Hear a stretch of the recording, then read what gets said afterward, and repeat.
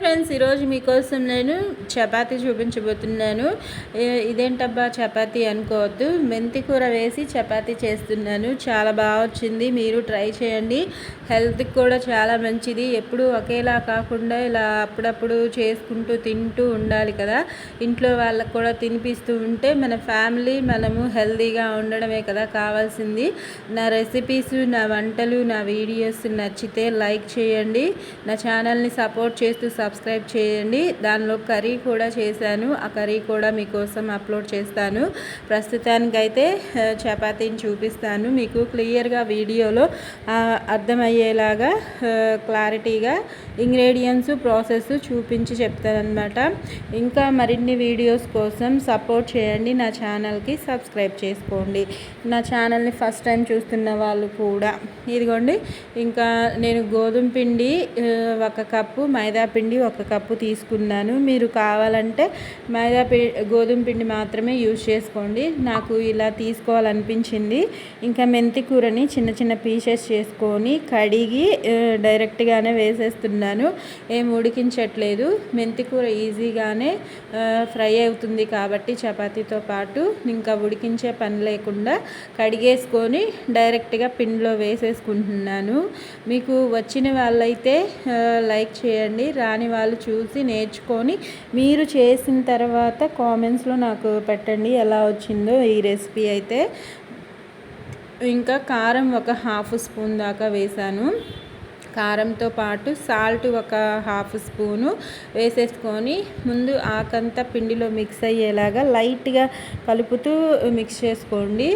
పిసికినట్టు అనొద్దు, లైట్గా పిండిలో మిక్స్ అయ్యేలాగా కలుపుతూ మిక్స్ చేసుకోండి. దానిలో నేను 1/2 కప్పు దాకా పెరుగు వేస్తున్నాను. అంటే ఒక 2 టీ గ్లాసెస్ అంత పెరుగు వేసుకుంటున్నాను. మనకి వాటర్ అవసరం పడితే వేసుకోండి, లేకపోతే ఆ పెరుగుతోనే మిక్స్ చేసేసుకోవచ్చు. ఆయిల్ 3 స్పూన్స్ వేసుకొని మిక్స్ చేసుకుంటే మన చపాతీ సాఫ్ట్గా వస్తుందన్నమాట. ఎక్కువగా అవసరం లేదు.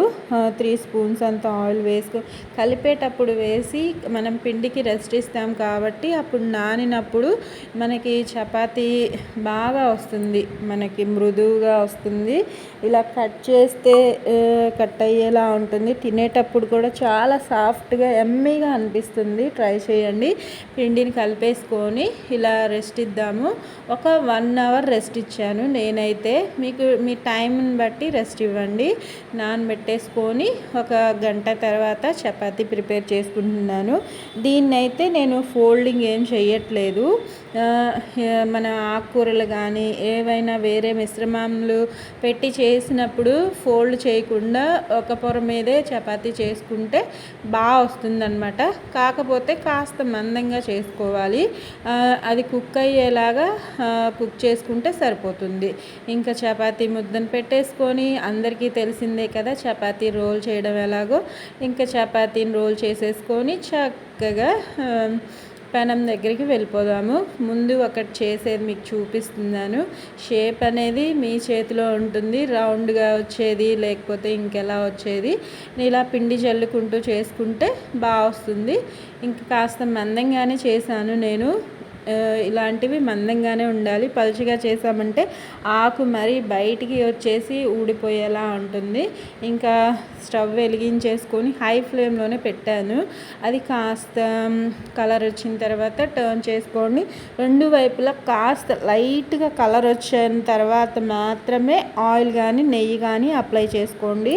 ఎందుకంటే మనం ముందే వేసేసామంటే అది కాలడం బాగోదు. పచ్చి పచ్చిగానే ఉంటుంది. పిండి కాలినట్టు అనిపించినా సరే.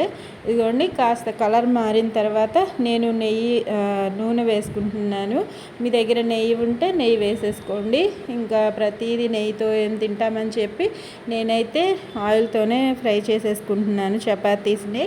ఒక్కొక్కటిగా అన్నీ ఇలానే రెడీ చేసుకొని లాస్ట్లో సర్వ్ చేసుకుంటే సూపర్ హిట్గా ఉంటుంది. కలర్ చూస్తేనే తింటేనే నచ్చింది కదా మీకు. నాకు కూడా బాగా నచ్చిందండి. చపాతీ కూడా చాలా సాఫ్ట్గా వచ్చింది. నేను చెప్పడం కాదు, ఇప్పుడు మీకు వీడియోలో క్లియర్గా చూపించి చెప్తాను. ఫస్టే చూపించాను కదా, ఇదిగోండి లాస్ట్ టెక్స్చర్ అయితే ఇది. దానిలోకి సెట్ అయ్యే కర్రీ చేసుకోండి, తినండి, ఎంజాయ్ చేయండి, ఆరోగ్యంగా తినండి, సంతోషంగా ఉండండి. నా వీడియో నచ్చితే లైక్ చేయండి, యూస్ఫుల్గా ఉంటే మీ ఫ్రెండ్స్ అండ్ ఫ్యామిలీ మెంబర్స్కి షేర్ చేయండి. ఇంకా మరిన్ని వీడియోస్ కూడా మీకోసం ట్రై చేస్తూ చూపిస్తూ ఉంటాను. ఓకేనా ఫ్రెండ్స్? Bye friends.